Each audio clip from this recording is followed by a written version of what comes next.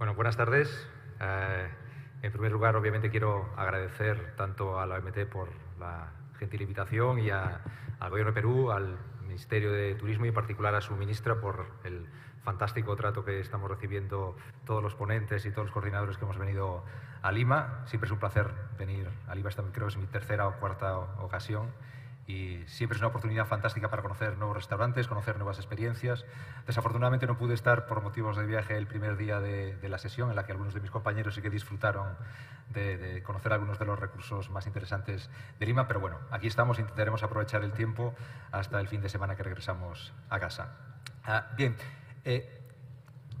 estamos ya en la segunda sesión de trabajo del Foro Mundial de Turismo Gastronómico. La primera sesión, como recordáis, era una sesión que hablaba de los retos del turismo gastronómico, es decir, era una proyección hacia el futuro, tratar de identificar cuáles van a ser los grandes retos que se va a enfrentar este segmento del turismo tan creciente que es el turismo gastronómico, es decir, cuáles son los retos de futuro, hacia dónde pueden caminar las tendencias y cómo tratar de posicionar a los destinos para ser capaces de aprovechar las oportunidades que ofrece el desarrollo del turismo gastronómico.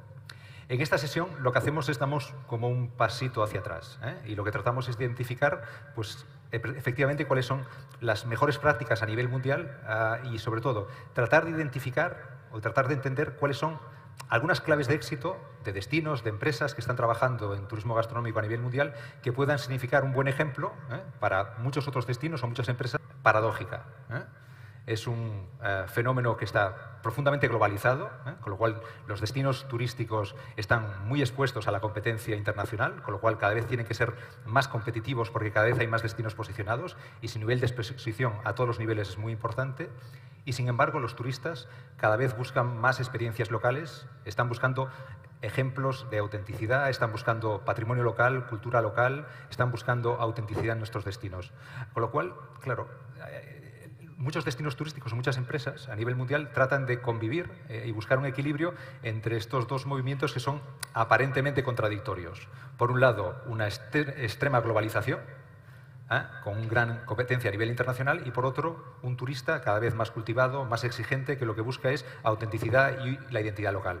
Porque cuando estamos hablando de gastronomía, al final estamos hablando de patrimonio cultural y estamos hablando de cultura, ¿no? Es decir, frente a esas dudas que puedan surgir en algunas ocasiones si gastronomía forma parte de la cultura, la gastronomía posiblemente sea una de las mejores formas de entender a un territorio y entender el patrimonio de un pueblo, pues posiblemente a través de su cocina, a través de sus productos, a través de su arte culinario, es posiblemente una de las mejores formas de entender el desarrollo, las vivencias, la cultura, el patrimonio de un territorio.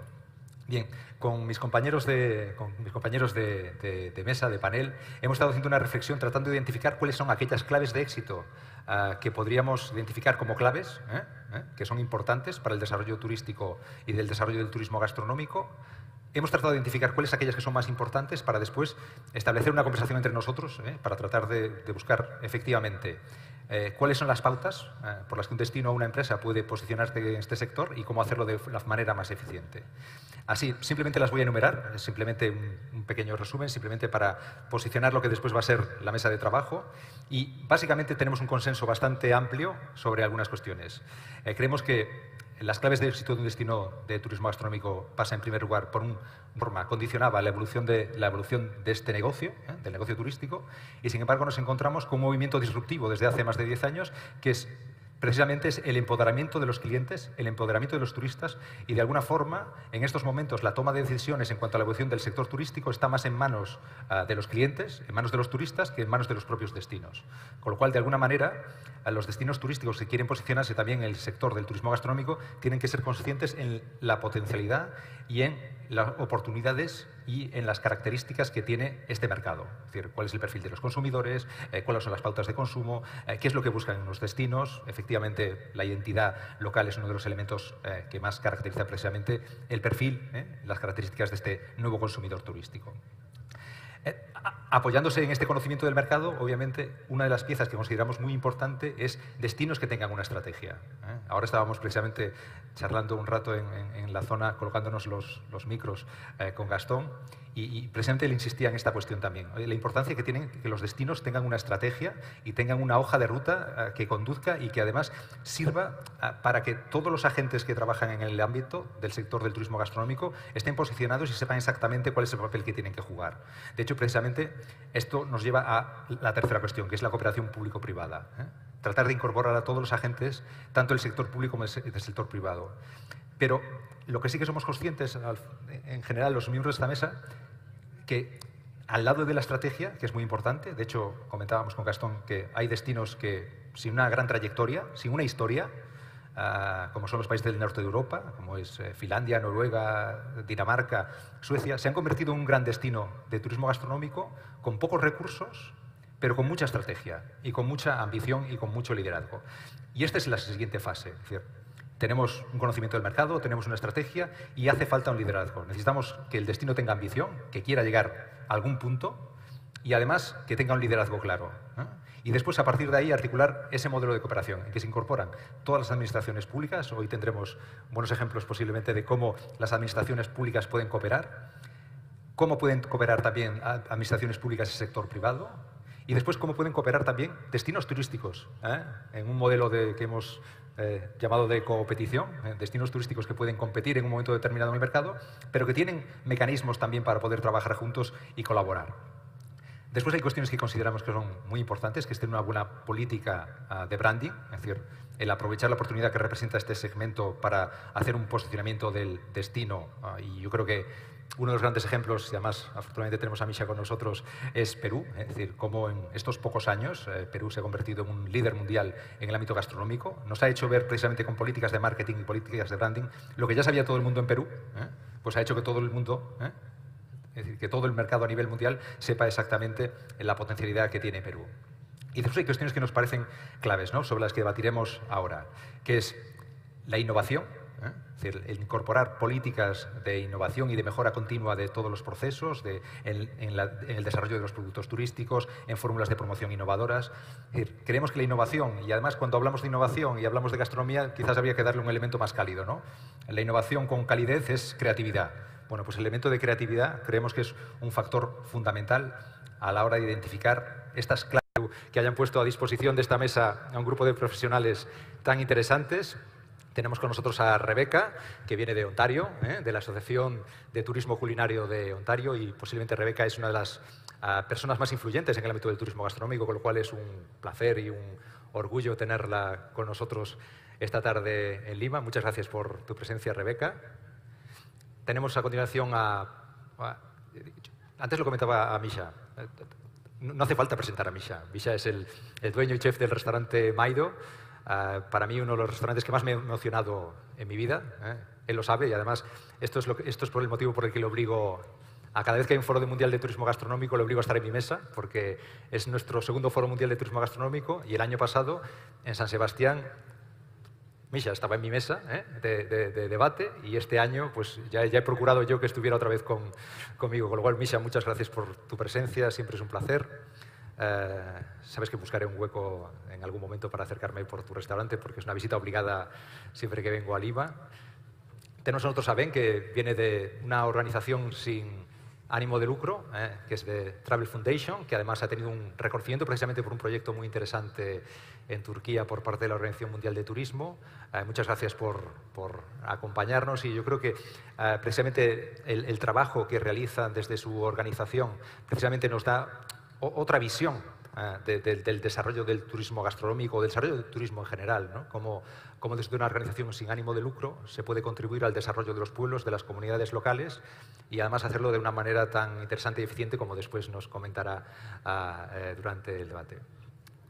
Representando al sector público de San Sebastián y de Guipúzcoa, País Vasco, tenemos a Denis Itacho. Denis, bueno, tiene una amplia experiencia desde el sector público, es el diputado de turismo de la Diputación de Guipúzcoa y además viene con noticias frescas porque están defendiendo un modelo de cooperación público-público entre la administración local y la administración provincial y autonómica, que creo que es un modelo muy interesante y posiblemente nos aportará muchas claves de cómo, trabajando conjuntamente en el ámbito público, pues se consiguen más cosas que trabajando por separado, ¿no? Así que, Denis, muchas gracias por acompañarnos en Lima, porque además estamos hablando de uno de los patrocinadores y patronos del Foro Mundial de Turismo Gastronómico cuando se celebra en sus ediciones de San Sebastián, con lo cual siempre es un placer contar con vosotros.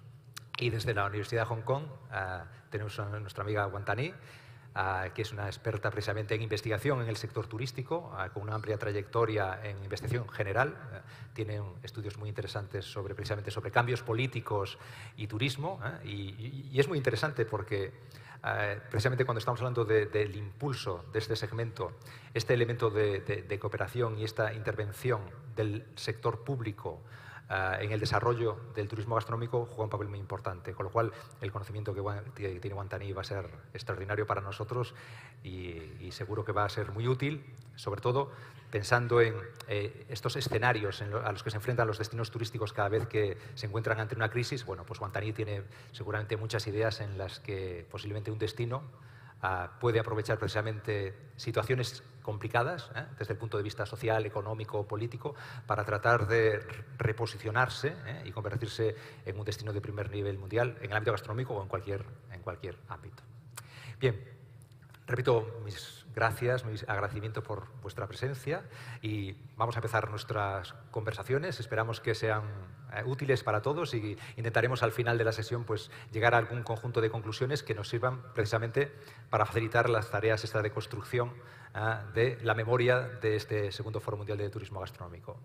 Bien, como tengo a Rebeca al lado, pues me resulta más fácil dirigirme a ella. Rebeca, precisamente antes comentábamos la importancia que tiene precisamente el conocimiento del mercado. Cuando un destino como Ontario o cualquier otro destino a nivel mundial se plantea el trabajo, el posicionamiento en torno al turismo gastronómico, entendemos que una de las claves de su éxito es tener un buen conocimiento del mercado para tener inputs que luego le permitan articular una estrategia. En Ontario yo creo que sois uno de los destinos que mejor ha trabajado en los últimos años. Lleváis 8 años trabajando en este proyecto de la Asociación de Turismo Culinario y me gustaría que nos explicaras a todos pues, precisamente cuál ha sido el proceso precisamente de conocimiento, de incorporar el conocimiento dentro de la toma de decisiones de tu organización y cómo eso se ha proyectado a través de la articulación de una estrategia para el desarrollo del turismo gastronómico.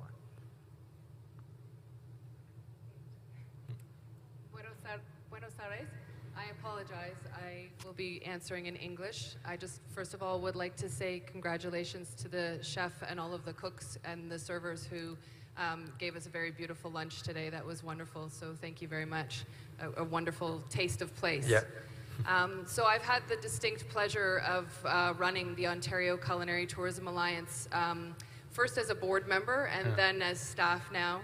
And we've been very successful in executing the 10-year culinary tourism strategy that our Ministry of Tourism, Culture and Sport invested in back in 2005. So we've worked all across the province. It's a very, very large geographic mass. In fact, I believe the country of Ireland fits into the province of Ontario 8 times. It's a very, very big geography. And so we've worked with communities, both small rural communities and large cities, and we've created a very interesting tool to help us do food tourism development. But before I tell you about the tool, I'd just like to express what we consider to be the food tourism value chain. So these are the businesses that make up food tourism. So we look at farms and farmers. We look at them through the lens of the food that they produce and how they sell into the food service industry, or how they maybe sell to a farmer's market or through a farmer's market. And we look at them also how the kind of experience somebody can have on their farm. What kind of taste or taste education experience can they have on the farm? We look at farmers markets. Farmers markets are an incredible tourism experience. Yesterday we had an amazing experience here in San Isidro Market. Amazing. We look at restaurants, but every type of restaurant, from food trucks all the way up to fine dining. We look at accommodations through the lens of their food and beverage. We look at attractions through how they tell their Taste of Place story. We look at food tour operators, and we look at festivals and events because they often celebrate the culture of a destination that we're going to. So that's the food tourism value chain. What we created in Ontario and we now use with all of the destinations that we help to develop Taste of Place is something called the Experience Assessment Tool, or the acronym EAT. Yeah, EAT. Yeah. And so what we do with all of those businesses along the food tourism value chain, we input information, about 50 different fields of information into this system, and we geotag and we geomap each of those businesses. And the software determines whether the business is market ready to meet international standards of delivering a taste or taste education experience, or if it's near market ready or not market ready. And then we take that filter of information, we look down and we say, okay, show us all the market-ready businesses. And is there a good cross-section of experiences, wineries, cideries, farmers markets, restaurants, tours, etc., that are market-ready? And what is the thread of the story? What is the thread of terroir that we can tell? And we can create an experience, and we work on that to take an experience to market, like a taste trail or a food tour, something like that. For those businesses that are near market ready, we use the tool to help us figure out what are the gaps in those businesses and how can our ministries of agriculture, our ministries of tourism, our ministries of economic development help those small to medium business size operators raise to the level of market readiness and build our economy. That's it. Perfecto. Y Rebeca, está tratando de mejorar su español para el próximo foro, seguro que lo domina perfectamente. Es muy interesante, ¿no? Es decir, cómo habéis desarrollado, no solamente os interesa el hecho del conocimiento del mercado, sino que habéis desarrollado incluso una herramienta que es muy interesante para saber exactamente, poder casi monitorizar cuál es el comportamiento del mercado. Después, hemos hablado precisamente de la importancia que tiene que los destinos tengan una estrategia. ¿Cómo traducís precisamente este conocimiento que tenéis? ¿Cómo lo traducís a instrumentos estratégicos? Pensando en cualquier destino turístico que sea capaz de ordenar el conocimiento, es decir, ¿cuáles son las recetas que desde Ontario sois capaces de proveer a otros destinos? Okay. Sorry, when I listen, it switches back into Spanish, and then I listen to myself talk in Spanish. It's very confusing. So in the strategy, so first of all, you need leadership. So whether that is a destination marketing organization or a government that takes leadership to develop the strategy, the first thing we do with any destination is we create a collective of stakeholders that come together as a steering committee. And then we create a very strategic approach to bring together all of the stakeholders at a grassroots level so we can inform them. What is food tourism? What does it mean to your business? How is it going to help you make more money? How is it going to help you achieve your goals?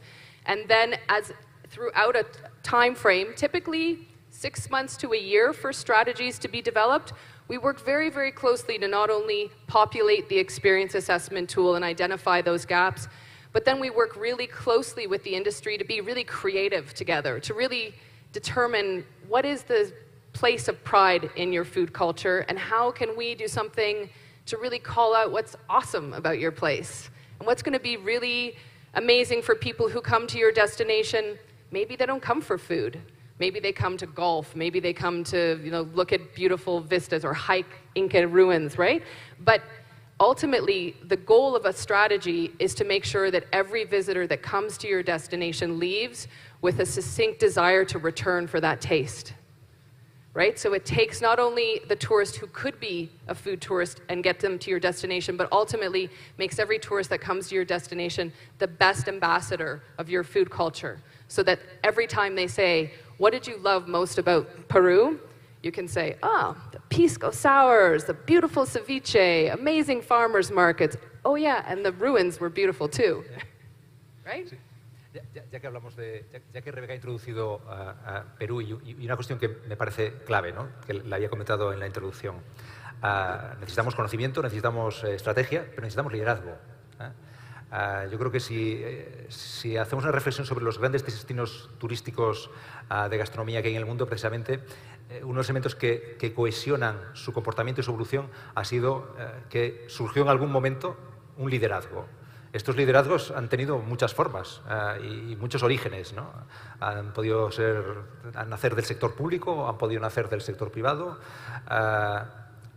Tenemos la suerte de tener a un cocinero como Misha y en el caso del Perú, precisamente, yo creo que ha habido un liderazgo reconocido por parte de toda la sociedad peruana por el papel que habéis jugado los cocineros precisamente en este momento crítico en el que un destino eleva su ambición y pretende ser alguien en el concierto internacional. Y yo creo que precisamente el papel que habéis jugado en Perú, los cocineros, es muy importante a la hora de... Alguien tiene que lanzar el proyecto, ¿no? Y yo creo que lo que ha hecho Gastón, que esta mañana ha hecho una fantástica ponencia, lo que habéis hecho otros cocineros trabajando juntos, luego comentaremos con Denis, porque lo que ha pasado también en San Sebastián es un modelo parecido. Precisamente, ¿estás de acuerdo en esta cuestión? Es decir, en el que esta palanca de la estrategia es precisamente la existencia de un liderazgo que sea capaz de canalizar la ambición de un destino.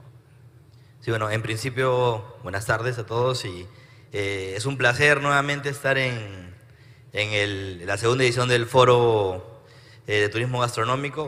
Como dijo Iñaki, ya he estado presente en San Sebastián el año pasado, el año antepasado. El año pasado, ¿no? Sabes que todos los años vas a estar en mi mesa, ¿no? Perfecto, encantado. Entonces, de verdad es un placer nuevamente y bueno, que sea en Perú también es una gran alegría, ¿no?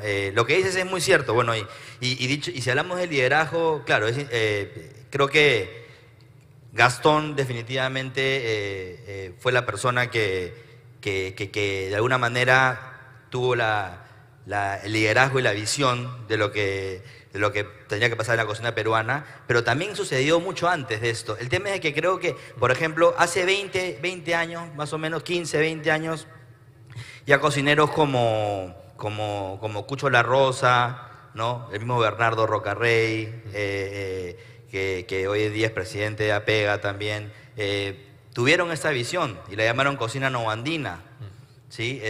Lo que pasa es que también en ese momento, de hecho, el timing no era el correcto. Claro. En el Perú estábamos, y creo que en toda Latinoamérica, más orientados a valorar más lo que venía de fuera, ¿no? que lo que teníamos nosotros de riqueza como país, ¿no? Entonces esta cocina de alguna manera u otra no se llegó a enganchar con la gente. Pasó el tiempo, ¿no? Y bueno, y nuevamente con el tema del liderazgo de Gastón y a su vez la unión de los cocineros, ¿no? Que es este tema que va en conjunto del liderazgo junto con la unión de todos, no solamente los cocineros, sino que para que esto funcione realmente no necesariamente tiene que involucrar solamente al sector gastronómico.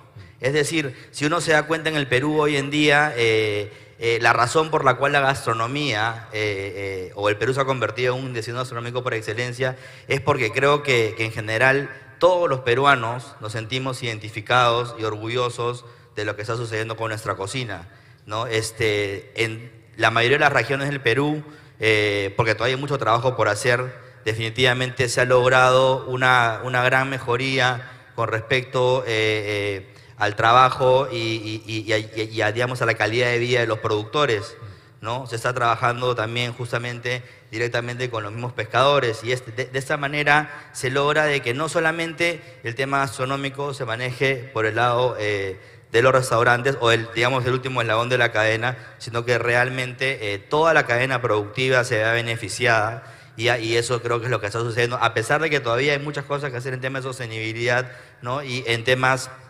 de poder entender más lo que es la cultura de cada una de las regiones para que la cocina, y este es un tema que no es parte de la pregunta que me has hecho, pero realmente cuando se toca el tema de turismo gastronómico creo yo que lo importante es ser auténtico, ¿no? Es ser auténtico y no pensar que uno tiene que hacer una cocina orientada al turista necesariamente, porque ese creo que es el error más grande, sino al contrario, tiene que ser una cocina auténtica que demuestre lo que es el país, ¿no? Como cultura y rescatar muchas de las tradiciones locales y ponerlas en valor por medio de la gastronomía, ¿no? Sí, sí.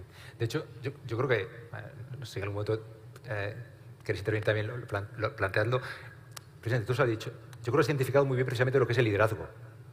El liderazgo no es trabajar para uno mismo. El liderazgo es ser capaz de anteponer beneficios colectivos a los beneficios particulares, ¿no? Y precisamente los líderes son aquellos que consiguen eso, ¿eh? En el caso del Perú han sido los cocineros en su momento los que impulsaron un proceso que ya es imparable, porque ya la sociedad lo ha comprado y lo ha hecho suyo, con lo cual, efectivamente, gracias a ese impulso por parte de los cocineros, automáticamente se ha puesto en valor el conjunto de la cadena del proceso del turismo gastronómico que comentaba Rebeca, ¿no?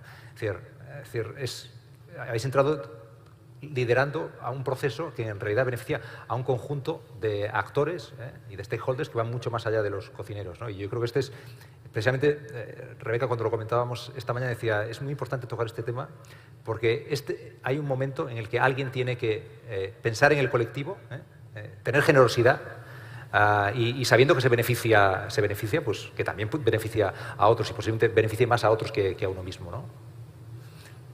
De hecho, uno de los grandes ejemplos de esto es Mistura, realmente, ¿no? Cómo tú logras mostrar al mundo, ¿no? Y no solamente al mundo, lograr que cada uno de los peruanos se sienta orgulloso de lo que uno tiene. Yo creo que para uno sentirse orgulloso de lo que tiene que conocerlo. Uno no puede querer algo que no conoce, ¿no? Entonces, el tema de educarnos a nosotros mismos, ¿no? El tema de trabajar de la mano con el sector privado y con el sector público mutuamente y desarrollar una feria, en este caso como Mistura, que muestre lo que sucede en cada uno de los rincones del país, ¿no? Y que la gente cuando llegue a la feria pueda entender, ¿no? Por qué las papas nativas tienen un valor un poco más alto que una papa comercial, por decirlo de esta manera, ¿no? Cómo realmente se cultiva la quinoa, ¿no? Y la quinoa es un caso de éxito a nivel mundial hoy en día, ¿no? Y bueno, y me podría pasar una hora hablando de productos en realidad, pero lo que sucede es de que esas historias, verle el rostro a justamente todas estas personas que han dedicado su vida, no esta generación, sino lo que sucede en el Perú por miles de años, en la tradición de la agricultura que tenemos los productores, cuando tú conversas con ellos, cuando la gente se acerca a ellos, escucha sus historias, ya genera un vínculo realmente muy fuerte, ¿no? Que hace que el apoyo de la gente a nivel, por ejemplo, ¿cómo se llama? De las vedas, en el caso del tema de la pesca, o el hecho de entender por qué los precios de algunos productos, ¿no? Y valorarlos de una manera distinta, ¿no? Se logra esa conexión. Entonces, a partir de ahí se genera una nueva era, diría yo, en la cual se muestra, en principio, un país que vive, respira, ¿no? Y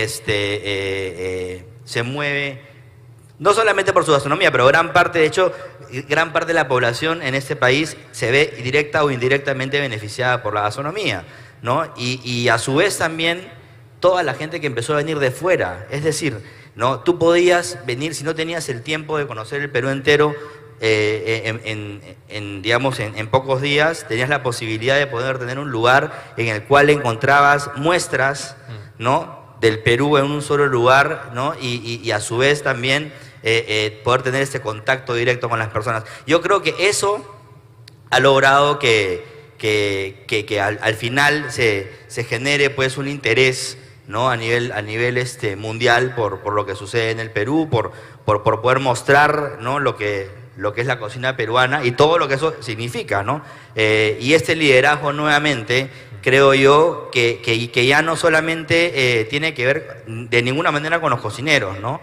En un principio, definitivamente sí, yo creo que eso ha sido un trabajo en conjunto, porque no se puede hacer solamente con cocineros, ¿no? Definitivamente tiene mucho que ver los medios también de comunicación que han apoyado muchísimo en contar las historias, ¿no? De hecho, tienen que ver por supuesto, y lo vuelvo a mencionar, ¿no? El trabajo y la labor que han venido haciendo de preservación, ¿no? Los productores del país tienen que ver muchísimo, digamos, el sector público también. Es decir, hay un trabajo en conjunto que se ha realizado cuando uno se da cuenta de que realmente, y eso acá no es un cuento que decimos de la boca para afuera para que todo suene lindo, porque definitivamente siempre hay problemas o hay temas por atacar, ¿no? Y uno tiene que hacer autocríticas, pero definitivamente sí se logró, como se dice esta frase en el Perú, que todos empujáramos el coche para el mismo lado, ¿no? Y no por un beneficio propio, sino realmente entendiendo que la unión sí hace la fuerza y que trabajando en conjunto íbamos a lograr justamente poder no solamente poner en valor la gastronomía peruana, sino lograr que el país se desarrolle, ¿no? Y el país se vea beneficiado en general con la cocina como un vehículo de desarrollo en general para todos los peruanos, ¿no? Que creo que eso es lo que finalmente está sucediendo. Yo creo que hay mucho camino por recorrer todavía, pero definitivamente ya hoy en día, bueno, estamos acá sentados en un foro de turismo gastronómico mundial justamente en Lima, y yo creo que eso ya de por sí dice bastantes cosas de lo que está pasando acá en Perú, ¿no? Sí. De hecho, tú has hecho una cuestión que ahora quería comentar con Denis, porque, claro, el caso del País Vasco, de Guipúzcoa, de San Sebastián, es un caso muy paradigmático, ¿no? Estamos hablando de un territorio con una gran tradición gastronómica, y recuerdo que en algunas conversaciones, en algunas mesas de debate del foro del año pasado, precisamente surgió esta cuestión, ¿no? Es decir, la importancia que tiene el amor a la gastronomía y a los productos locales en cada territorio como motor de desarrollo. Es decir, aquellos países, aquellas regiones que tienen una población muy culta en el ámbito gastronómico, estamos hablando de cultura, con lo cual es población culta, que sabe apreciar la calidad de los productos, el origen, la trazabilidad, y después sabe reconocer el trabajo de buenos cocineros, de buenos productores, pues casi una descripción de País Vasco, ¿no? Y de San Sebastián y de su territorio. ¿Cómo lo ves, Denis? Porque precisamente estamos hablando de una zona del mundo, de una región muy exitosa, es decir, posiblemente si hablamos de destino muy posicionado en el ámbito del turismo gastronómico, País Vasco, Guipúzcoa y San Sebastián posiblemente sean uno de los más identificados con este segmento. Ya sabemos que la gastronomía puede jugar distintos niveles de importancia en la decisión de consumo de un turista, pero en el caso de los que van a vuestro territorio, el peso de la gastronomía es muy importante. Y esto me da la impresión de que es, primero, porque habéis tenido una estrategia, porque habéis tenido actores locales con mucho liderazgo, como el caso de Perú, los cocineros en los años 70 hicieron un trabajo muy interesante, y después nos encontramos con una población que ama la gastronomía, que cuando se sienta a comer, habla de comer, y que cuando termina la comida está pensando en la siguiente comida. Y esto, de alguna forma, lo que hace es al Foro Mundial de Turismo Gastronómico, a quienes lo han organizado, al Gobierno de Perú, a la OMT, al propio Basque Culinary Center, por supuesto, de quien nos sentimos pues muy orgullosos porque es uno de los baluartes. Luego trataré de explicar por qué, pero forma parte, ese Basque Culinary Center forma parte quizás de ese engranaje en el que hemos puesto mucho amor y en el que básicamente lo que hay es una concepción cultural de la gastronomía, ¿no? Yo soy responsable en esa región de San Sebastián de cultura y turismo. Tenemos auténtico afán de vincular el turismo a la cultura porque creemos que si no hay una preservación de nuestro patrimonio material e inmaterial, la gastronomía no deja de ser patrimonio también, en este caso inmaterial, que es el principal factor, diría yo, por el que nos visitan. Tenemos un paisaje bonito, tenemos unos servicios públicos atractivos, hay una cierta seguridad desde que acabó el fenómeno terrorista en Euskadi. Es decir, bueno, se dan las circunstancias para que podamos ser visitados, pero sin duda alguna, si hay algún elemento que nos sitúa en el mapa, esa es la gastronomía, que nos sitúa en el mapa internacional, ¿no? A mí me gustaría citar tres aspectos muy brevemente, aunque luego espero que tengamos ocasión de poder desarrollarlo. Hay un concepto que lo he escuchado ya en varias ocasiones y me lo he apropiado y lo quiero sacar aquí a la palestra, que es el de coopetición, ¿no? El de cooperar y competir. Y lo digo en términos de sector público con el sector público y del sector público con el sector privado y también el propio sector privado entre sí poder cooperar, además de competir, porque además de cultura, estamos innegablemente ante un sector económico y, por tanto, es lógico que todos los elementos que componen la cadena de valor de la gastronomía, en este caso del hecho gastronómico, desde los productores hasta los distribuidores, los propios restauradores, compiten, obviamente. Estamos en una economía de mercado, pero eso, intuyo, creo, que no impide que puedan cooperar también. Misha, yo creo que lo ha puesto sobre la mesa y de forma muy acertada. El hecho de que puedan remar todos en la misma dirección, que compartan una orientación y unos valores asociados a tu destino como destino gastronómico, hace que de alguna manera pueda funcionar mejor el propio destino, ¿no? Nosotros efectivamente somos herederos de una larguísima tradición gastronómica que no siempre se ha visto como un recurso turístico, y él representa al Ayuntamiento de San Sebastián, a la municipalidad. Yo estoy en lo que es el gobierno del territorio. Pues bien, durante demasiado tiempo el territorio, desde su gobierno, advertía o veía a la ciudad, a la capital San Sebastián, como un elemento que desde el punto de vista turístico ejercía tal atracción, tal magnetismo, que ensombrecía al resto, ¿no? Ensombrecía al resto. Y nosotros hemos llegado a la conclusión de que esa es una mirada equivocada, que lo que hay que hacer es apoyarse en esa notoriedad que tiene San Sebastián para tratar de poner en relación esa capacidad y esas estrellas Michelin y esos restaurantes y esos bares de pinchos que hay en San Sebastián, que es lo que nos pone en el mapa y es lo que es conocido internacionalmente, para explicar que eso es el final, como cuando se guisa un buen plato, el final de una cadena de valor que se puede encontrar a lo largo y ancho del territorio. Que uno puede ir a los mercados, que son auténticas joyerías, donde encontrar el producto, que uno puede acercarse a sidrerías, donde puede vivir de la manera más social el modo en que nosotros, los vascos, pues acudimos todos los febreros, marzos, a la temporada de la nueva sidra, con unos rituales además muy, muy curiosos, pero además te van a explicar cómo es todo el proceso de la elaboración de esa sidra, o puedes ir a ver los viñedos de ese chacolí, de ese vino blanco joven que se fabrica allí en Guipúzcoa y también en algunas otras regiones del norte, en Vizcaya y demás. Bien, en definitiva, jugar a colaborar entre el territorio y la ciudad para que quizás esos excedentes turísticos que genera la propia ciudad se puedan ordenar, se puedan manejar, se puedan gestionar, en definitiva, de tal manera que rindan beneficios al conjunto del territorio, porque hay municipios en el interior de nuestra región o en la costa que no se han beneficiado tradicionalmente tanto del turismo, porque no es fácil que nadie visite un pequeño municipio donde hay un mercado maravilloso pero no está en el mapa, nadie lo conoce. Solo si San Sebastián ejerce ese liderazgo y ese papel tractor, entonces será más fácil ir al mercado de Ordizia o ir al mercado de Tolosa, ir a comer unas alubias a Tolosa o ir a comer un buen besugo o un buen verdel en temporada a los municipios de Orio, de Motrico o de Deva, ¿no?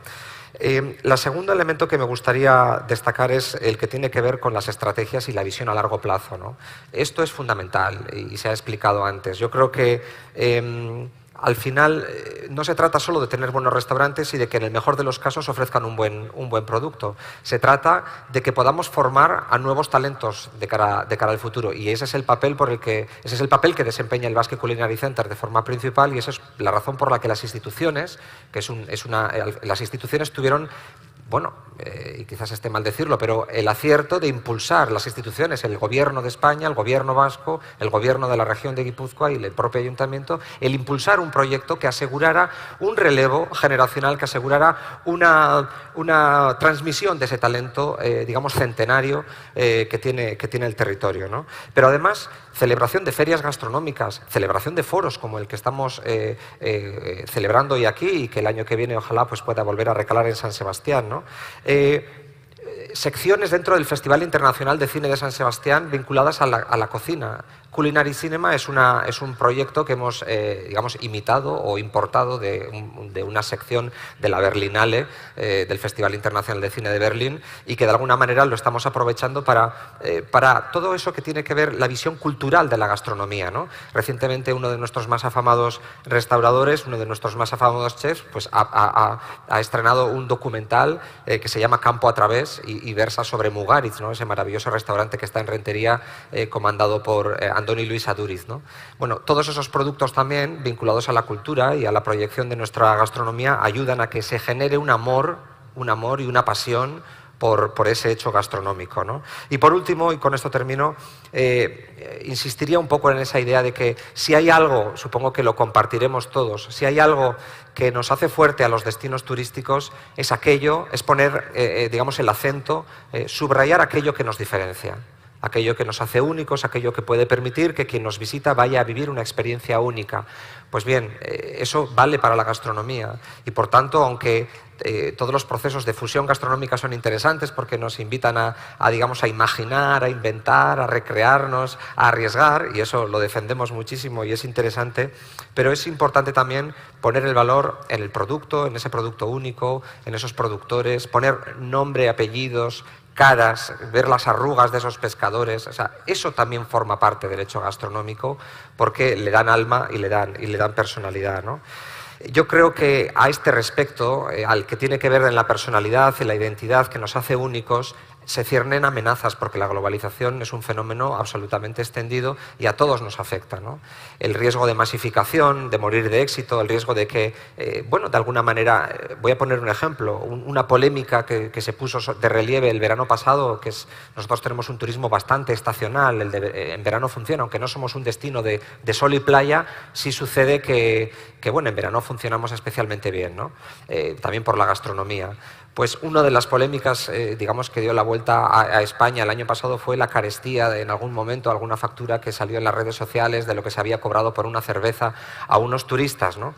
Eso nos hace daño, porque si no se corresponde la calidad con el, digamos, con el precio que se cobra, puede llegar a tener, bueno, pues unos efectos obviamente perniciosos, ¿no? Y también tiene el riesgo de que la población, la ciudadanía, pueda percibir el fenómeno turístico como algo que invade de algún modo su calidad de vida, o perjudica o condiciona su calidad de vida, o encarece en exceso el nivel de la calidad de vida o los servicios que se prestan en esa ciudad. Y sobre todo eso tenemos que reflexionar, y sobre todo eso tenemos que monitorizar y tenemos que pensar para que el turismo, yo lo suelo decir de esta forma gráfica, no sea un tsunami que nos pase por encima, sino que pueda ser una ola que podamos surfear entre todos, manejarla y gestionarla. O sea, algo sobre lo que podamos, de alguna manera, analizar en qué dirección vamos y esa orientación la compartamos con el conjunto del sector, no sea algo que simplemente los poderes públicos pongan sobre la mesa y lo impongan, sino que lo podamos hacer de forma compartida. Has comentado precisamente el conocimiento, la investigación, y tenemos la suerte de tener a Wantani con nosotros en esta mesa. Ella es profesora de la Universidad de Hong Kong y como podéis imaginar, precisamente es una de las grandes expertas de esta mesa, precisamente en la reflexión, el análisis y la investigación sobre este conjunto de fenómenos, y además con una particular identificación precisamente del papel del sector público, de los poderes públicos y su implicación en el sector turístico. Buenas tardes, Wantani. Bienvenida a Lima. Y quería reflexionar contigo precisamente en esto. ¿Cómo desde la universidad habéis estudiado estos fenómenos para tratar de sistematizarlos y tratar de identificar vectores de desarrollo para el futuro? Okay, thank you so much. Okay, oh, sorry. I heard in Spanish. Thank you so much for having me, and it's really exciting to be part of this very auspicious event. And it's my first time in Peru, and I love Peruvian food so much. I went to Cusco and I tried cuy, right? Cuy. And alpaca too. So it's this, I just want to talk a little bit about, food, the power of food, and before I go to your question. And I visited this cathedral in Lima and in Cusco, and I saw this painting, The Last Supper, which is, you all know, right? It's also in Spain. And it's interesting about the Last Supper, the food that is offered, and actually they offer cuy. Right? It's kind of it's a very powerful tool that even though, at the time, the colonizer and try to sort of, influence local people. They use food too to influence the local people. So the food is really powerful. So one more thing, because you were talking a lot about is this food part of the culture? But my answer is definitely food is part of the culture. So the 2003 UNESCO convention of the intangible cultural heritage, This is kind of UNESCO, right, convention. So food is also under the list of the intangible cultural heritage. So no doubt that food is part of our culture. So you're talking, you asked about maybe like nation building. So food is also from the study, like research in the past, saying that food has been used a lot in the recent years. So the term, this morning we heard the term of gastrodiplomacy and it being used. And in my workshop, I will be sharing with you more about other countries in Asia employing this gastrodiplomacy. And gastrodiplomacy, we're talking not only about public to public or public to private, but it's also grassroots level. Because you're talking about tourism. So for me, I'm not from business sector, so my research is more about tourism and tourists. So I try to understand more about tourists. And the sort of tourist is people to people. So I think it's very important also, of course, leadership, like Rebecca and Dennis mentioned, is a must. Government must lead this, must want it. But at the same time, it is very important that the people-to-people relationship initiative should be also included because it is also part of gastrodiplomacy. And so for the nation buildings, you mentioned about some country who maybe went through the hardship, the issue with turmoil, etc. And food is one of the sector or one things that the nation want to build. Okay, because it's like kind of Dennis talk about what makes us unique. Right? So for example, I'm from Thailand, so my food culture is different.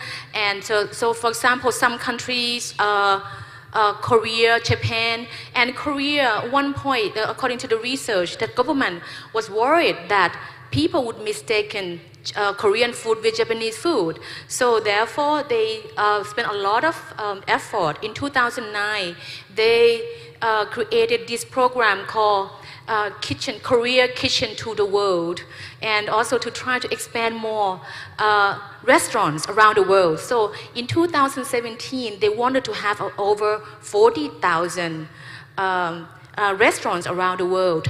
And again, restaurant is something that we should not really ignore. It is a really important platform because overseas restaurants is the platform that actually foreigners get to know about that culture. Right? For example, a Thai restaurant in the USA, maybe the people in USA never traveled to Thailand, but the restaurant is a platform, act as ambassador.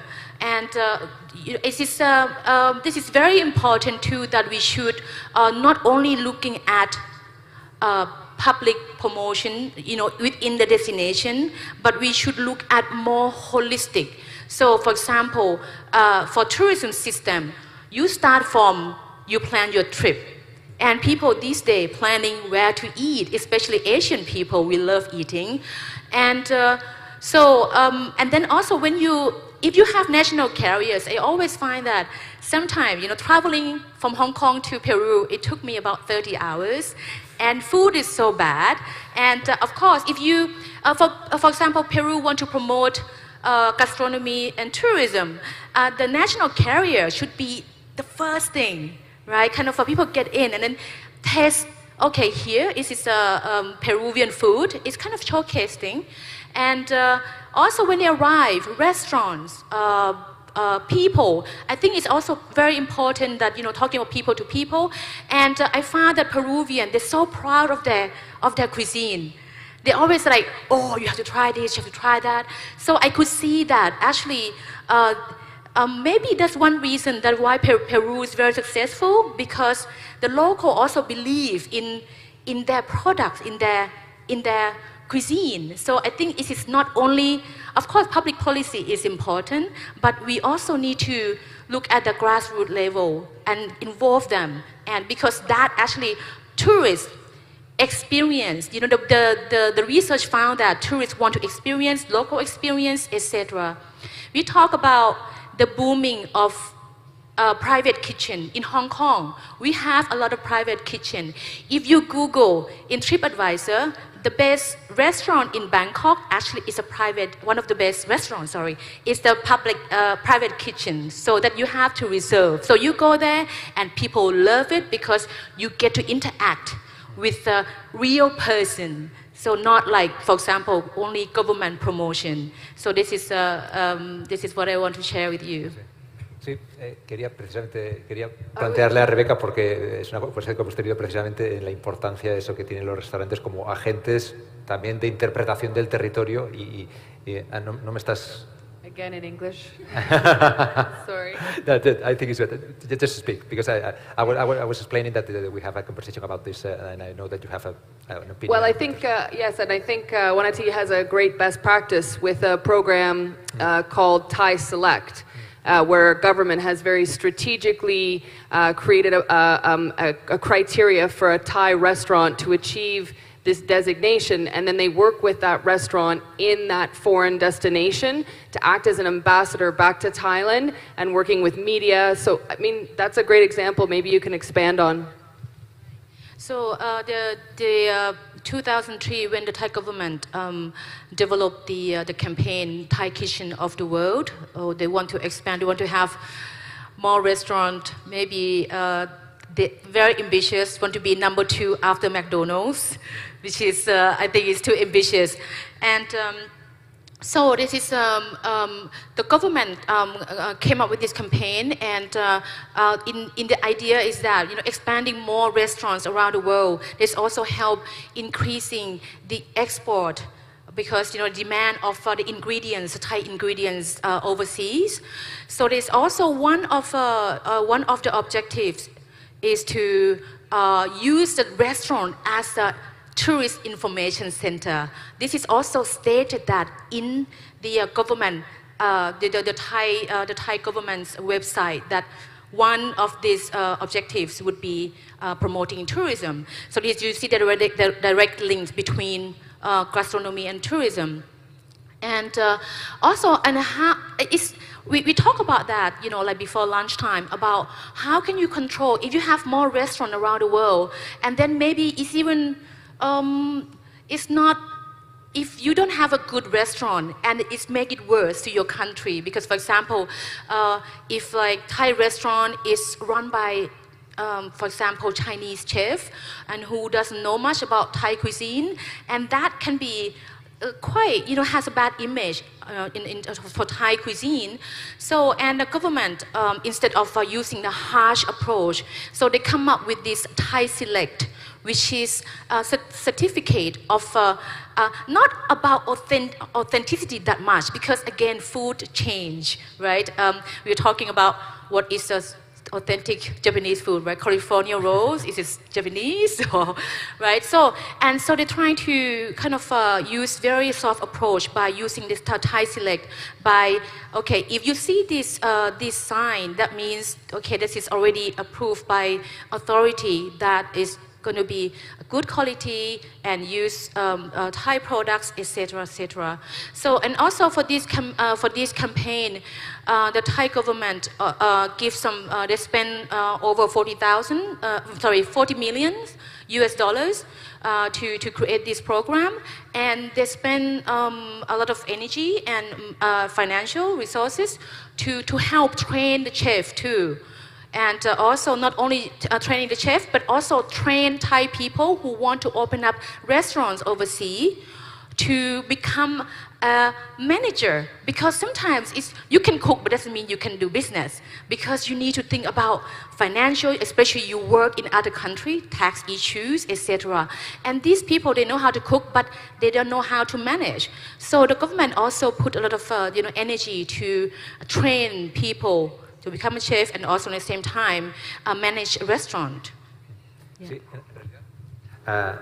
lo comentamos esta mañana. En el fondo, la presencia de restaurantes de nuestro país a nivel mundial es una oportunidad fantástica para el posicionamiento. Lo que ha pasado, por ejemplo, en los restaurantes tailandeses en el mercado británico, ¿no? El incremento de los viajes a Tailandia precisamente porque el público británico se interesaba en conocer Tailandia a través de la gastronomía, que es una forma muy fácil de entenderse a nivel mundial. Es decir, nos podemos pelear por 1000 motivos, pero si nos ponemos a hablar de gastronomía es bastante difícil que nos peleemos.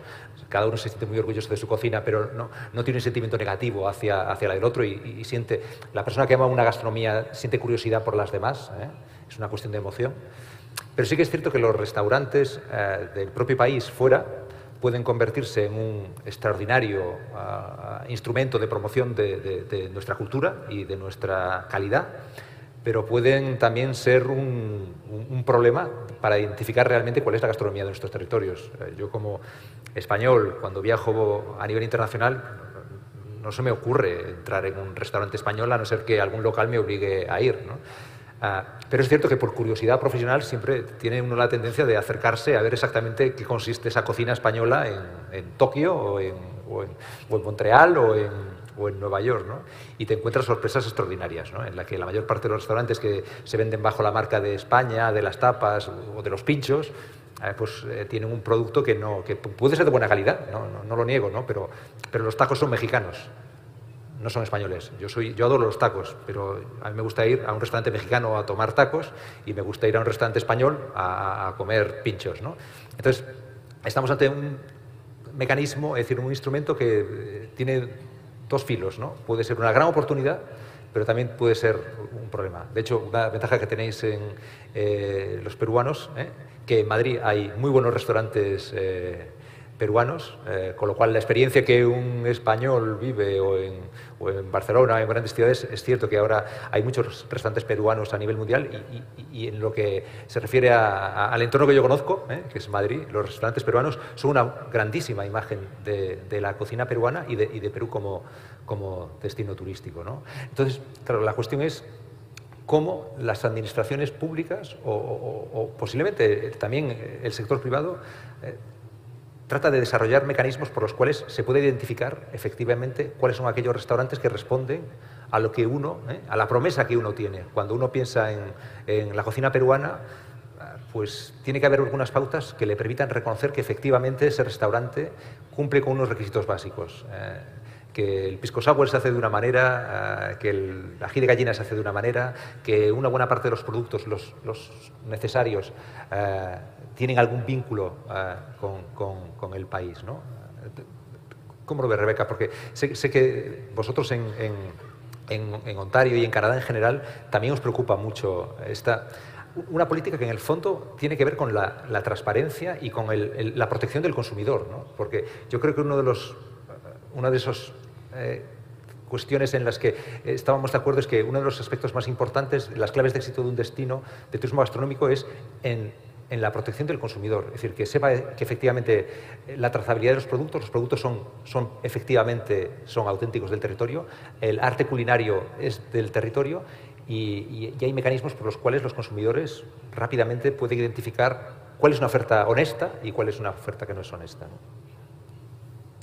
Yeah, absolutely. And I think one of the things that's becoming more common in media, and we talk about the power of media, is this desire for customers to have transparency in all of their purchases, not just in food. There was recently an article that came out of the Tampa Bay. It was called Farm to Fable. And it was just sort of really exemplified the greenwashing that happens within the food service industry, because good marketers know and understand that consumers want to have an authentic taste of place. So they'll talk about doing that, but are they actually making that practice? So we're talking about best practices today, so I'm going to brag a little bit about a best practice that we're doing in Ontario. We've created a program called Feast On, a certified taste of Ontario. And we actually, restaurants apply to our program and we audit them on their food procurement.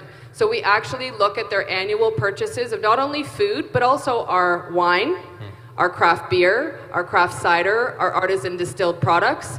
And we set a minimum they have to reach to get this designation.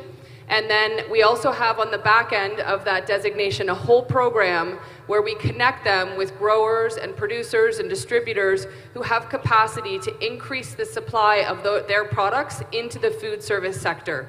Because there are many challenges in developing food tourism. There's many systems in our food system, infrastructure, abattoirs, cold storage, that have disappeared because we've industrialized and globalized our food. And so this program aims to help those restaurants increase their procurement, and because we measure it, we can manage it. And because we... De hecho, precisamente quería plantearte el hecho de que no todos los destinos que trabajan en el ámbito del turismo gastronómico tienen un posicionamiento claro en el ámbito gastronómico. Y vosotros habéis hecho una experiencia fantástica en Turquía, que es precisamente de tratar de buscar reposicionamiento, precisamente trabajando con actores locales de un destino que es un destino de sol y playa, y además que trabaja con turoperadores, con lo cual se sale un poco del guión que uno imagina cuando está hablando de un destino de turismo gastronómico. No me he olvidado de ti, ¿eh?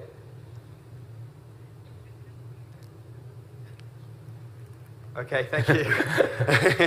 Well, thank you very much for having me here today.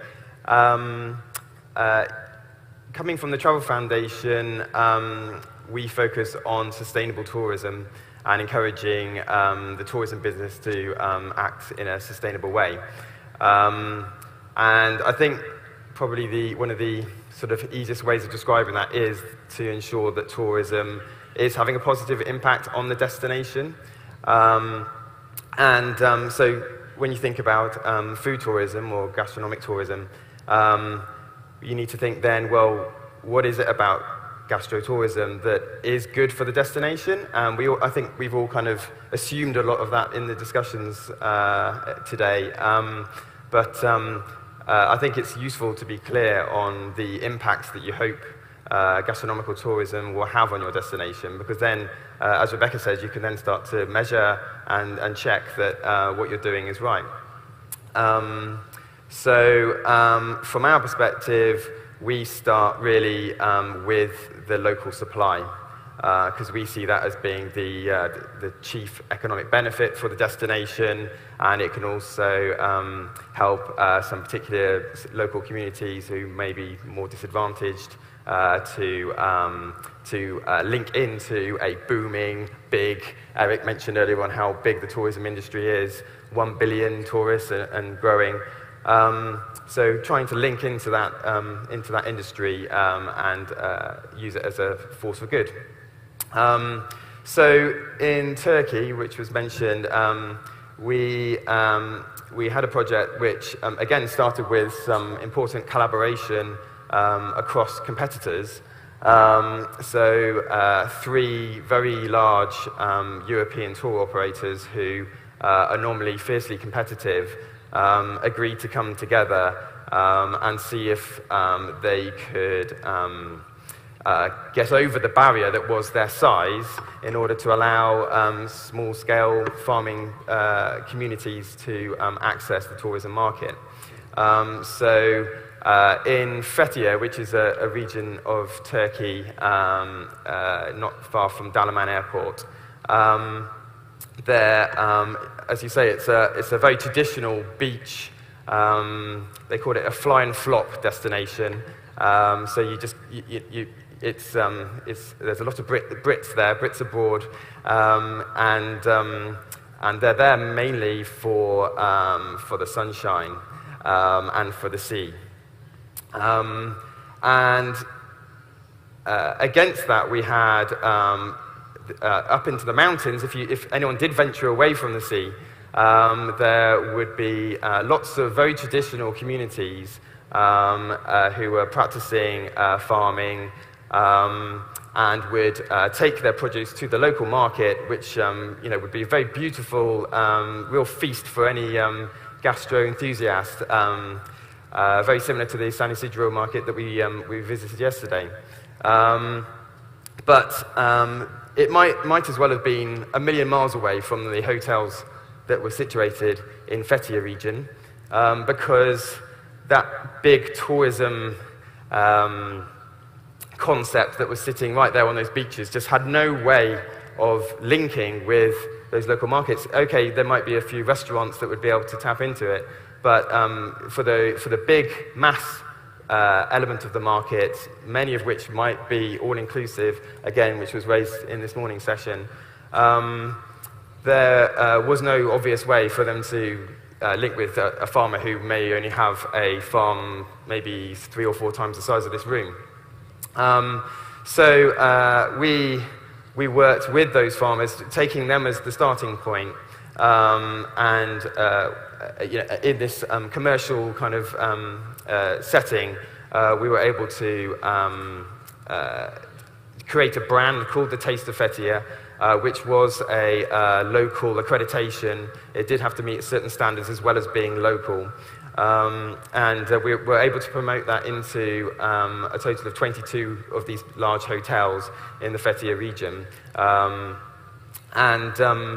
So I think what that then did is it sort of inspired some of the other things that we've been talking about today. It inspired chefs to think again about the menus that they were serving to customers, and to maybe question their assumptions that their tourists only wanted international food, and to reconnect with the local cuisine. It started to make the region as a whole, some of the people who were responsible for promoting the region, to think again about how they might do that, and to realize that the local produce that they had and the local offer that they had was actually really essential for the brands that were operating in their region. And so I think that it may be coming at it from a slightly different side than perhaps some of the other projects that we'll be hearing about. But I think actually the net effect at the end of the day is very similar to a gastro project. De hecho, Ben, tú eres un experto precisamente en aproximarte a los proyectos de desarrollo turístico desde la perspectiva de la sostenibilidad. Este es precisamente el core business, si pudiéramos decirlo así, de tu entidad, de tu asociación. ¿No tienes la impresión de que a veces desde el sector turístico, también el turismo gastronómico, se utiliza excesivamente la palabra sostenibilidad y además, especialmente tenemos el reto que el año que viene pues es el año de la sostenibilidad, con lo cual seguramente en el Foro Mundial de Turismo Gastronómico del año que viene, seguro que José María está pensando en decir, oye, tenemos que trabajar en este ámbito, sobre todo porque además el País Vasco es una región muy avanzada en términos de políticas de sostenibilidad y además con mucha honestidad. ¿No te da la sensación de que en muchos proyectos que se utiliza la expresión de sostenibilidad, es decir, se utiliza nominalmente el concepto de sostenibilidad, pero sin embargo el sector turístico ha estado lleno de proyectos en los que se habla de sostenibilidad, pero ha sido en la práctica poco sostenibles, ¿no? ¿Cómo ves tú esta cuestión? Es decir, el ejemplo de Turquía es un ejemplo fantástico para explicar un buen modelo de desarrollo basado en la tradición local, en la intervención de pequeños actores, en buscar el impacto en la comunidad local. Tenemos que también tener cuidado con no sé si existe realmente la expresión, y no sé si se puede traducir al inglés, ¿no? Que es no caigamos en el riesgo de turistificar la gastronomía, ¿no? Que es una amenaza que tenemos, ¿no?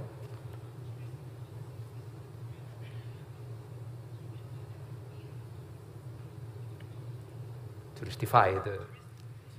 Okay. Yes, yes, I think I understand. I think there might be 2 parts to that question. So the question around sustainability, I mean, I think it's a term like gastronomy that it can mean lots of things to lots of different people, and so it can get in the way. It can be a barrier. But I think if we're clear about what we mean in terms of the impacts that we're looking for, and as I said before, seeing tourism as something that can obviously have good impacts on a destination, and it can have bad impacts. And what we're looking for is to encourage, obviously, those good impacts. It can be, what other industries are so interested in culture, and it's because they can sell it. So I can see why you might be nervous of that, but it's the collaboration that we were talking about before, the public-private or private-private collaboration that I think is necessary now to help merge these two huge sectors, as we were saying before. And I don't think we should be too concerned at the changes that you might need to see for some of that collaboration to happen. There's a pure form of gastronomy out there, and there is, at the other end of the spectrum, a tourist who wants to go on a nice sunny holiday with their family. Now, they may not be feeling that they want to have this high-end food experience, but I'm sure that they will feel very happy to know that their food is locally sourced and fresh, and it tastes good. And it may be that some of the tastes that you're offering them are too far. Particularly, we find for things like breakfast, where tourists tend to like to play safe. But I think if you can communicate to them in the right way, and you can introduce things in the right way, then you can go a long way to getting those impacts that you want, even if you haven't necessarily provided this pure gastronomic experience to them. It's something else. I think sustainability, to further Ben's point, can mean a lot of things depending on which sort of areas you're looking. Is it environmental sustainability? Is it economic sustainability? I think we go back to the beginning of you need a strategy.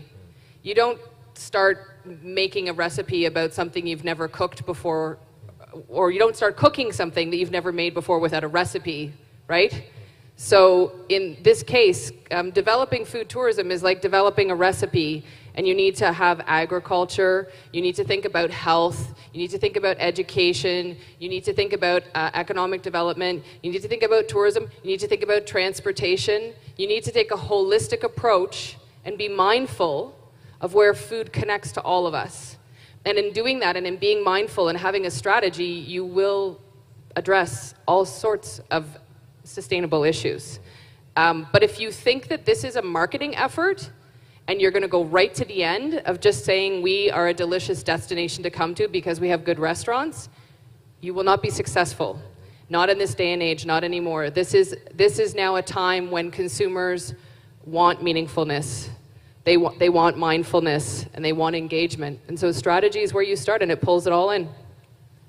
Denis, precisamente yo creo que en Guipúzcoa, en el área de San Sebastián, sí que tenéis muchas experiencias precisamente de puesta en valor de pequeños productores locales. De hecho, habéis incluso reconocidos por la Unión Europea este año como uno de los destinos excelentes de interior, una zona muy particular y con mucha personalidad cercana a San Sebastián, que es el Goierri, y precisamente defiende estos valores, ¿no? Estos valores de la sostenibilidad, pero entendida en el sentido honesto del término, ¿no?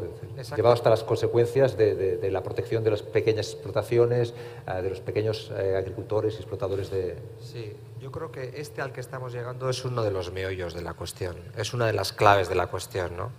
Al fin y al cabo estamos hablando de la tensión entre un sector económico, que es el turismo, es un sector económico y por tanto donde la multiplicidad de las pequeñas ambiciones, en el mejor sentido de la palabra, de las pequeñas digamos, conquistas, de los pequeños progresos de cada cual, la suma de todo eso genera una riqueza global, y cómo eso se puede lidiar o se puede de alguna manera compaginar con lo que es un elemento cultural, un patrimonio cultural. Si estamos de acuerdo en que la gastronomía es un patrimonio cultural, fijémonos en lo que se ha hecho con otros ámbitos de la cultura, con otras artes y con otros mundos creativos. Es decir, si uno va a un museo y ve un cuadro, pues querrá ver el original, y si no es el original, pues al menos tendrá que decir claramente que es una copia. Lo mismo pasa con una pieza musical o con una pieza arqueológica, es decir, algo se ha avanzado desde el momento en el que las regiones han reconocido, o las autoridades, en este caso alimentarias, han reconocido denominaciones de origen. Y eso se ha hecho con el vino, se ha hecho con el queso, se ha hecho con un montón de productos. Lo que no está de alguna manera regulado, que yo sepa, y quizás me podáis corregir, son las técnicas. Es la operativa, es la tradición, es esa cultura, es esa forma de hacer que le da forma a una cultura y a una tradición gastronómica. Entonces, quizás eso es lo que tenemos ese es el camino que tenemos que todavía por delante, ¿no? Yo creo que se han dado pasos muy interesantes, pero que habría que conseguir algo parecido a lo que son las regiones o las denominaciones de origen en lo que son las técnicas. ¿Para qué? Para evitar algo que es, insisto y vuelvo al inicio, que es una amenaza y es un desafío a la vez, ¿no? Que es la malversación de las tradiciones gastronómicas, porque efectivamente, siguiendo el ejemplo que tú ponías, Iñaki, uno se puede encontrar con ejemplos de malversación donde lo que te dan de comer apenas tiene nada que ver con lo que realmente venden, ¿no? A nadie se le ocurre en el Perú entender el ceviche con pescado congelado, ¿no? Se supone que una de las bases del ceviche es que el pescado debe ser fresco. Bueno, allá donde fuera del Perú a alguien se le ocurra bueno, pues vender un ceviche con pescado congelado, seguramente está malversando esa tradición, la está llevando a un terreno que no corresponde, ¿no? Y eso nos puede pasar a nosotros con nuestras tradiciones gastronómicas vascas, ¿no? Por aquello de que lindan con intereses económicos y con economías de mercado y con economías de escala y con costes. Bueno, pues se puede llevar a un terreno que es difícil de lidiar, pero ese es algo que lo tenemos que asumir desde la regulación pública, pero también desde el amor y desde la honestidad del sector privado, que tiene que entender que la muerte de este sector es matar a la gallina de los huevos de oro, ¿no? Y es explotarlo hasta que ya realmente sea irreconocible esa tradición gastronómica. Y eso es algo que yo creo que de lo que hay que hablar con claridad y hay que ponerlo sobre la mesa, porque es un riesgo real, ¿no? De hecho, podríamos incorporar a esta mesa como buena práctica precisamente el trabajo que hace Pierre Saner desde la misión francesa para la protección del patrimonio gastronómico francés. Yo creo que es un gran ejemplo y sí que me gustaría destacarlo como posiblemente una de las mejores prácticas a nivel mundial de esa protección. Y en el Goierri, esa región o esa comarca, digamos, guipuzcoana que has citado, lo que Europa ha reconocido en este caso son unas formas de hacer queso, en este caso el queso de Idiazábal, y cómo lo que han llevado al terreno turístico no es solamente la venta del queso y los concursos de queso, es todo el proceso con ganaderos, con pastores que explican de forma didáctica a las familias que acuden visitando como turistas esa comarca, y de alguna manera hay en el fondo un respeto, digamos, sagrado, ¿no?, a lo que es toda esa técnica, porque se entiende que esa es la base del éxito de ese producto y esa es la razón por la que determinadas personas de todo el mundo llegan allí a ver cómo se elabora el queso Idiazábal, ¿no? Sí. Misha, estamos hablando de sostenibilidad y, como puedes imaginar, te tienes que sentir tocado, ¿no? Precisamente una buena parte de vuestro discurso va precisamente en torno a este elemento, ¿no?, de la protección precisamente de los productores locales, esa forma de cooperación entre el sector primario y vosotros. Lo comentaba que hace un par de meses, viajando en Iberia, en la revista de Ronda Iberia, que es la revista que se sirve a bordo, pues salió un reportaje sobre Misha precisamente en su relación con un pescador de aquí de cerca de Lima, ¿no? Este es un elemento clave, ¿no?, a la hora de identificar la cocina peruana y el proyecto de gastronomía y de turismo de Perú. Sí, bueno, yo creo que hay dos temas importantes acá, ¿no? En principio, el tema de sostenibilidad, pero antes de llegar al tema de sostenibilidad, también algo que ha sucedido en el Perú por muchos años es el tema de preservación. Es decir, la agricultura que se hace en el Perú y que se hace nuevamente por miles de años, ¿no? Ahí está Hilberto, lo estoy viendo desde acá, ¿no? Y voy a contar un poco la historia de él también y lo que viene haciendo, pero que justo va de la mano con el tema de sostenibilidad, ¿no? Pero es el hecho y de preservación, es decir, hay muchos productos nativos del Perú y del mundo andino, amazónico, que de alguna manera u otro han sido preservados durante todo este tiempo debido a estos guardianes, que son los productores. Si al ser como las papas nativas, por ejemplo, se cultivan como se hacían hace miles de años, dependiendo de la lluvia, utilizando las herramientas de milenarias, digamos, ¿no? Y de alguna manera u otra hay productores que tienen una variedad de papa que realmente no existe en otro lado. O sea, es decir, si no fuera porque ellos las han preservado, ¿ya? Y hay muchas que se han extinguido inclusive, ¿ya? Y si no fuera por esos productores que las protegen, habría muchos productos que se seguirían extinguiendo porque no hay una demanda por ellos. Entonces, lo que ha sucedido en los últimos años realmente es que se ha creado una demanda por muchos productos que no eran consumidos por el mercado local. Es decir, estamos en la capital, Lima, todavía Perú es un país espero, o sea, ya está cambiando, pero definitivamente Lima tiene un gran poder y es decir, es donde sucede prácticamente todo el tema del comercio, ¿ya? Y si la capital tiene una demanda de producto, es decir, los productores se van a ver beneficiados de ello y lo que ha sucedido en los últimos 5 años es que la oferta de producto que encontramos en los mercados prácticamente se ha triplicado. Y se ha triplicado no es porque hayamos descubierto productos nuevos, sino que estamos utilizando productos que se utilizaban en el campo y en las regiones que no eran utilizados en la capital y que no eran utilizados por ende en las casas, ¿no? Y en los restaurantes, por supuesto, ¿no? El caso de Hilberto, que es un líder en este tema de las papas nativas, ¿no? En Ayacucho justamente es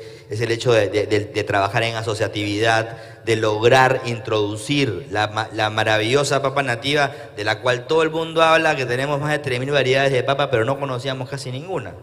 Entonces, ¿cómo logramos hacer esta introducción de estos productos al mercado local? Justamente fue un trabajo en conjunto y es ahí donde te das cuenta cómo trabajan de la mano los productores con los cocineros y hay un tema de intercambio de ideas, porque no significa la verdad, no porque tengamos tantas variedades de papa, por ejemplo, todas son ricas. Hay papas que sirven para unos procesos y a otros que no. Entonces hay que ser realista, qué cosa es lo que va a funcionar y qué cosa es lo que no va a funcionar. Pero en fin, entonces, ¿qué sucede? Cuando la cocina peruana empieza a crecer, definitivamente hay un tema de demanda que se incrementa y obviamente también hay un tema de amenaza hacia los productos por el consumo masivo, ¿ya? Pero definitivamente la agricultura que se viene haciendo acá es orgánica y es como siempre ha sido. Y con respecto a la pregunta de la pesca, hoy en día ha sido muy complicado en realidad, pero ya los mismos pescadores se han dado cuenta, ¿no? Y eso viene de la mano de justo trabajar directamente con ellos, ¿no? Y también en conjunto con el Ministerio de la Producción, en mesas de trabajo en las cuales, en principio, la amenaza realmente no es la pesca artesanal, ¿no? Realmente es la pesca de arrastre, es esta pesca ilegal que se viene haciendo, ¿no? Y el tema de fiscalización del mar también. Entonces, uno habla con un pescador, y lo hemos hecho, y ve, por ejemplo, un pescado que está fuera de la talla mínima, que no es una talla correcta, digamos, ¿no? Que está fuera de tamaño, y tú le preguntas y te dice, sí, pero tengo que comer. Yo tengo que comer, o sea, esto es lo que voy a comer yo, si no tengo cómo alimentarme. Entonces, el problema realmente, ¿no? Y ellos ya poco a poco son conscientes de esto, pero va más allá. El verdadero problema está más adentro. En realidad, está en la pesca masiva, en la cual se levanta gran cantidad de producto que ni siquiera llega a la costa. Muchos de estos productos, en realidad, salen por el mar y nunca llegaron a la costa y se van para otros países. Entonces, ya en mesas de trabajo nuevamente, ¿no? Con el sector público, ya en conjunto con la fiscalización y también la Marina de Guerra de por medio, que fiscaliza el mar, ya se están haciendo operativos gigantescos justamente y están tomando acciones. Entonces, de alguna manera u otra se está atacando ese problema. Creo que los mayores fiscalizadores hoy en día, y eso es lo que está pasando en el Perú, es el público, ¿no? En este caso, el consumo, hoy en día, el público, cuando hay alguna veda de camarones, ¿no? Veda de pulpo, veda de conchas negras, etcétera, antes existía la idea de, oye, tienes este producto que estamos en veda, pero lo quiero comer, ¿no? A escondidas, ¿no? Pasaba eso antes. Hoy en día, en el Perú, y es lo que sucede, y lo ves en las redes sociales, comensal o persona que va a un restaurante y ve que están sirviendo un producto que no debería ser servido por temporada, ¿no? o están fuera de talla, automáticamente se toma una foto, se pone en redes sociales y viene la sanción. Entonces creo que nuestro mayor aliado hoy en día es el público en general. Y como en general, ya, y lo hemos mencionado, los peruanos estamos tan enganchados con la gastronomía, es parte de nuestro orgullo nacional realmente, todos la cuidamos, ¿no? Porque la hemos llegado a entender y a querer. Y de esta manera, justamente, es como se viene tomando acción. Cuando tú ya llegas a enganchar a la mayoría de la población en cuanto en cuáles son las metas de sostenibilidad que tenemos, pues no hay mejor fiscalización que esa, ¿no? Que todo el público esté pendiente en qué momento, ¿no? O tomando fotos en el mar, hay una embarcación de un tonelaje, de una captura, de una capacidad de captura muy grande, muy cerca a la orilla, menos de las 5 millas, por ejemplo, que es la ley, pescando, se toma la foto, se toma la placa y yo creo que el tema de la comunicación hoy en día es mucho más rápida, entonces se toma acción inmediata, ¿no? Entonces, por ese lado, hay trabajo de los cocineros, sí, pero realmente quien hoy en día ayuda muchísimo es el comensal, ¿no? Bueno, recordáis que comentábamos esta mañana, 2 horas se nos van a hacer muy largas, se nos han hecho cortísimas, porque prácticamente hemos terminado. Pero yo no quería terminar esta mesa, hemos introducido el tema de la sostenibilidad y no podíamos terminar la mesa sin hablar con una gran experta en materia de sostenibilidad, como es Juan Taní, y me gustaría que desde la perspectiva del conocimiento de su universidad y del mundo en el que vive, que es... tenemos experiencias de Norteamérica, tenemos experiencias de Europa, tenemos experiencias de América Latina, desde la perspectiva asiática, que también es muy importante en este mundo globalizado que vivimos, que nos dijeras brevemente o nos explicaras brevemente, pues eso, tu visión del concepto de sostenibilidad aplicado al turismo gastronómico, al turismo en general, porque entiendo que nos puedes aportar mucho valor. All right, so thank you for your question. So I try to avoid using the word sustainability personally. It's like you said, it's kind of complicated. It depends on who you talk to. And so I like to use the word maybe responsible tourism, and which is kind of cover more, and you don't have to be like stick to like a sustainability definitions. And so just very quick, because I just talked to a very interesting lady, and who's kind of selling cakes. She's working for Soy Artista Ike. I don't know if it's pronounced it correctly. And I think it's very interesting, it's a best practice, because this one can be promoted to tourists too. Because in this millennium, tourists actually, according to the research, that they're looking for more kind of a destination that is being seen as responsible. So for example, this kind of project can be promoted. I understand that they're working, the Soy Artista Ike, are working with different restaurants, and also if you order particular dish, they have the list, and then the percentage of that dish would go to helping autistic and orphanage. I think this is very fantastic project. I think this can be promoted, and also places like Cambodia or Laos, and which is like still very poor countries. So what they also do, this is an NGO setting up restaurant, train the street kids.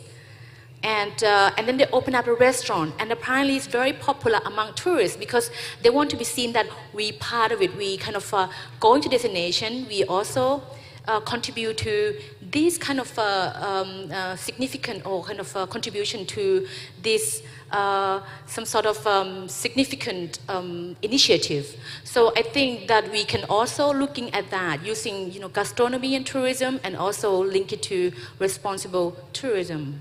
Yeah.